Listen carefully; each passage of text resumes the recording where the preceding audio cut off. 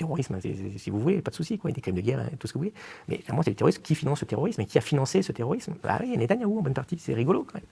Il y a toujours pas d'enquête officielle, donc la guerre est là, ils font pas le détail, les familles gueulent parce qu'elles ne comprennent pas dans le détail ce qui s'est passé exactement quand leurs proches ont été assassinés, ils cherchent à comprendre. Il n'y a pas d'enquête, il n'y a rien. Et ce pays est vraiment tristement à la dérive. Et quand vous regardez, vous allumez la télé, on vous explique qu'il n'y a pas de problème, que tout va très bien. Oh, c'est ça.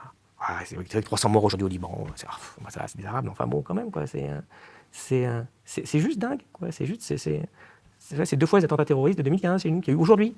Aujourd'hui, comme ça, vous pouvez envoyer les bombes. Et on fait rien, quoi. Et c'est triste. Et je pense que c'est aussi inquiétant pour l'avenir.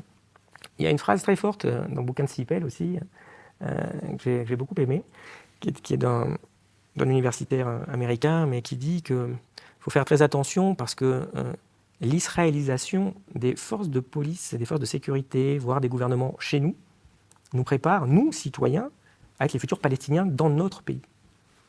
Et si vous regardez pourquoi autant de gens, finalement, très durs, très violents historiquement, qui viennent des courants politiques très peu démocratiques de l'histoire, se précipitent tous en Israël, vraiment la terre promise, vous comprenez qu'il y a quelque chose là-dedans en termes de façon de mater les populations, de détruire la démocratie, qui est un sacré exemple pour ces gens-là. Oui. C'est vrai qu'ils sont très en avance aussi sur les technologies de surveillance. Ça fait partie, il y a tout un chapitre là-dedans, sur le bouquin de Sipel aussi, qui montre qu'Israël se sert de ses capacités finalement à espionner n'importe qui, pour vendre ces technologies à des gouvernements qui vont leur permettre d'espionner secrètement leurs opposants, etc., ce qu'ils ne peuvent pas faire avec forcément facilement les structures officielles de l'État, même